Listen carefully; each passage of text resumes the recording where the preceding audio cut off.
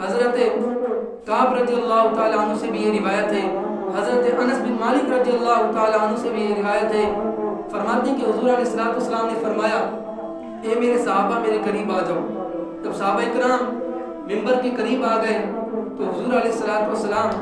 جب ممبر پر چڑھنے لگے آپ نے پہلی سیڑھی پر قدم رکھا، آپ نے فرمایا آمین۔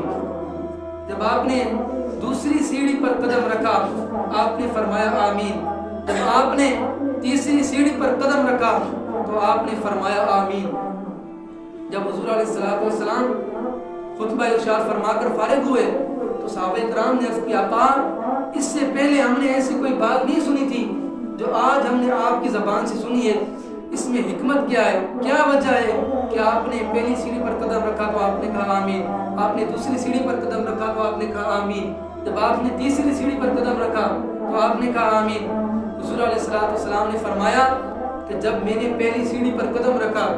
تو جبرائیل علیہ السلام میرے پاس آئے، وہ کہنے لگے ہلاک ہو جائے وہ شخص جس نے رمضان کو پایا اور اپنی مغفرت اور بخشش نہ کروا سکا۔ میں نے کہا آمین۔ جب میں نے دوسری سیڑھی پر قدم رکھا تو جبرائیل علیہ السلام حاضر ہوئے، کہنے لگے کہ ہلاک ہو جائے وہ شخص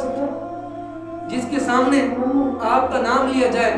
آپ کا نامی اس میں گرامی لیا جائے اور وہ آپ پر درود و سلام نہ پڑے، وہ بھی ہلاک ہو جائے۔ میں نے کہا آمین۔ جب میں نے تیسری سیڑھی پر قدم رکھا تو جبرائیل علیہ السلام پھر حاضر ہوئے اور کہنے لگے آقا ہلاک ہو جائے وہ شخص جس نے ماں باپ کو بڑھاپے کی حالت میں پایا، دونوں میں سے یا کسی ایک کو پایا اور ان کی خدمت کر کے جنت کو نہ پا سکا، آقا وہ شخص بھی ہلاک ہو جائے۔ میں نے کہا آمین۔ یہ ایسی حدیث ہے کہ اس میں بد دعا کرنے والا جبرائیل امین ہے اور آمین کہنے والا سید المرسلین ہے۔ جو بد دعا کر رہے ہیں وہ تمام فرشتوں کے سردار ہیں اور جو آمین کہہ رہے ہیں وہ تمام انبیاء کے سردار ہیں، تو یہ دعا کس سے رد ہو سکتی ہے؟ اگر کسی شخص کے سامنے حضور کا نام لیا جائے، وہ شخص بغض، حسد یا کسی بھی وجہ سے حضور پر درود و سلام نہ پڑھے، حضور پر درود و سلام کے نذرانے نہ پڑھے، تو وہ شخص بھی ہلاک ہو جاتا ہے، کیونکہ اس حدیث سے ثابت ہے۔ اور جس شخص کو ماں باپ کو اس نے پایا، بڑھاپے کی حالت میں پایا، دونوں میں سے کسی ایک کو پایا، ان کی خدمت نہ کر سکا، یعنی ان کا ادب احترام نہ کر سکا، ان کی دن رات ادب احترام خدمت نہ کر سکا، تو وہ شخص بھی جبرائیل امین کہتے ہیں ہلاک ہو جائے۔ حضور نے فرمایا آمین۔ تو ہمیں پتہ چلا کہ جب حضور کا نام ہمارے سامنے لیا جائے تو ہم محبت اور اخلاص کے ساتھ حضور پر درود و سلام کا نذرانہ پڑھ لیا کریں، اور جب کوئی شخص بڑھاپے کی حالت میں اپنے ماں باپ کو پائے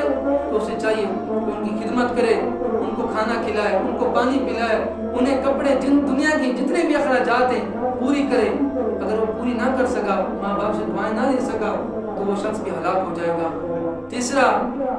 جو جبرائیل امین نے عرض کیا آقا ہلاک ہو جائے وہ شخص جس نے رمضان کو پایا اور اپنی مغفرت نہ کروا سکا، کیا مطلب ہے؟ یعنی جس مومن مسلمان نے رمضان کو پایا لیکن رمضان مبارک میں